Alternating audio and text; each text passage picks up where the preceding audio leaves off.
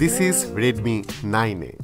Obviously এটি একটি old smartphone, but এই ফোনের নতুনত্ব হচ্ছে এটি Xiaomiর প্রথম মেড ইন বাংলাদেশ স্মার্টফোন।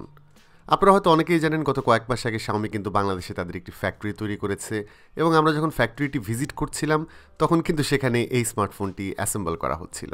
সেই ফ্যাক্টরি ভিজিট নিয়েও আমাদের একটি ডেডিকেটেড ভিডিও আছে, চাইলে ডেসক্রিপশনে থাকা লিঙ্কে ক্লিক করে সেই ভিডিওটিও দেখে আসতে পারেন।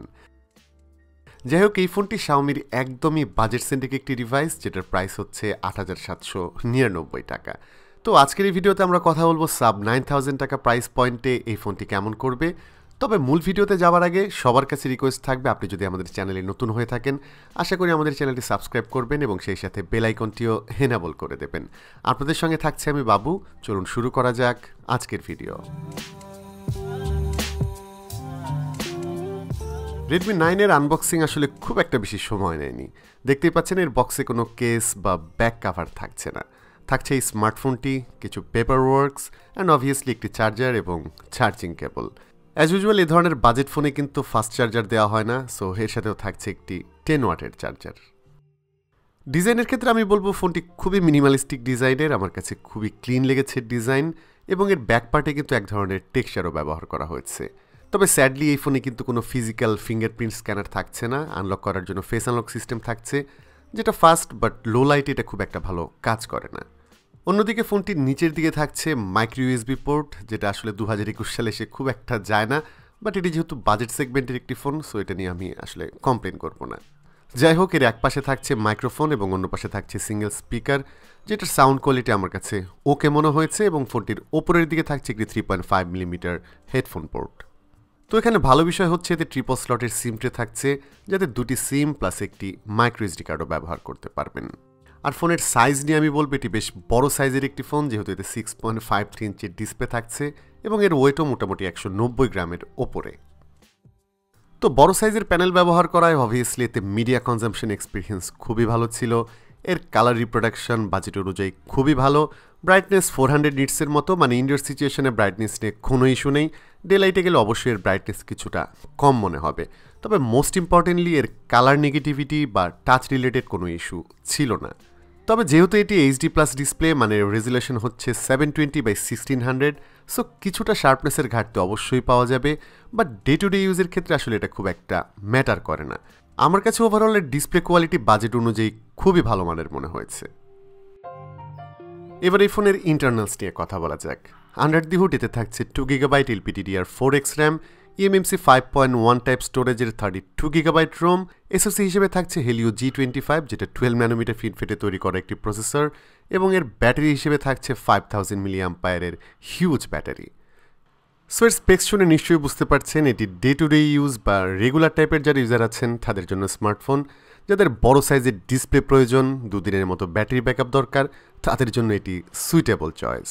আমি রেগুলার ইউজের ক্ষেত্রে দেখেছি এটি একদমই ভালো পারফর্ম করেছে, বলার মতো কোনো ল্যাগ ছিল না।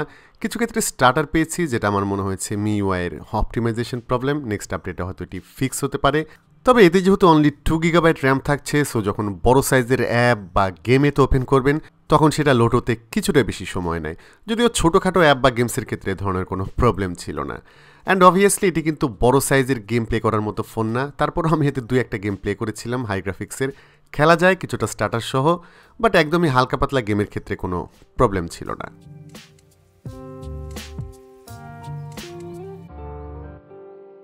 অপারেটিং সিস্টেম হিসেবে Redmi 9A-তে থাকছে Android 10, যদিও আমি Android 11 এক্সপেক্ট করেছিলাম, কারণ 2021 অলমোস্ট শেষ।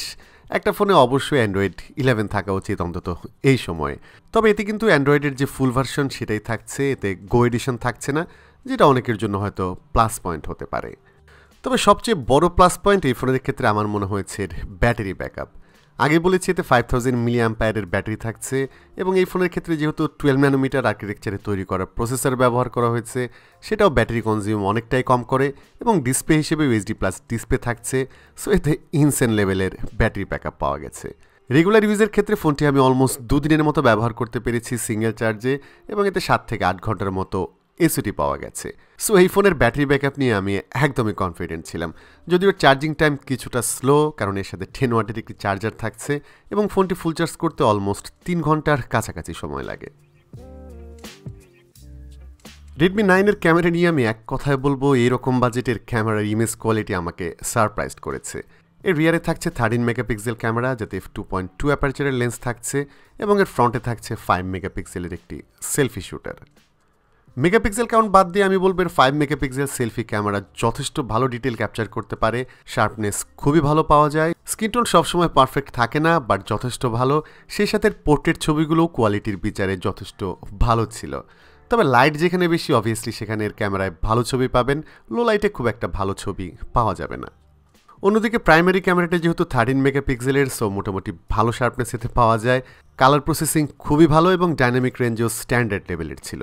তবে দুটি ক্যামেরার ইমেজ প্রসেসিং সারপ্রাইজিংলি বেটার ছিল থ্যাঙ্কস গোস টু Xiaomi এই ধরনের বাজেট স্মার্টফোনেও একটি অপটিমাইজড ক্যামেরা প্রোভাইড করার জন্য। তবে লো লাইটে অবভিয়াসলি এর ক্যামেরা খুব একটা স্যাটিসফ্যাক্টরি ছিল না, বাট ওভারঅল এই বাজেটে রেডমি 9 এর ক্যামেরা রিয়েলি সারপ্রাইজ করেছে আমাকে।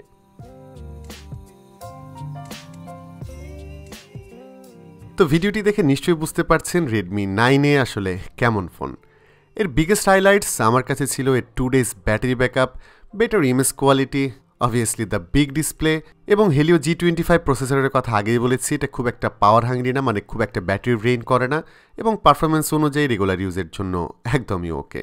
সো রেগুলার টাইপের যারা ইউজার আছেন, 9,000 টাকার মধ্যে একটি ফোন কিনতে চাচ্ছেন, তারা এই ফোনটিকে কনসিডার করতে পারেন। বাট আমার মনে হয়েছে এর 3 GB র্যামের যদি কোনো ভ্যারিয়েন্ট থাকতো সেটা ডেফিনেটলি বেটার একটি অপশন হতো। যাই হোক, রেডমি 9 Xiaomiর প্রথম বাংলাদেশে অ্যাসেম্বল করা স্মার্টফোন। সো সব মিলিয়ে ফোনটি আপনার কাছে কেমন মনে হলো সেটা অবশ্যই জানিয়ে দিন কমেন্ট করে। ভিডিওটি ভালো লাগলে please hit the like button, share করতে পারেন আপনার বন্ধুদের সঙ্গে। আজকের মতো আমি বাবু এখানেই বিদায় নিচ্ছি। সবাই ভালো থাকবেন, অনেক ভালো।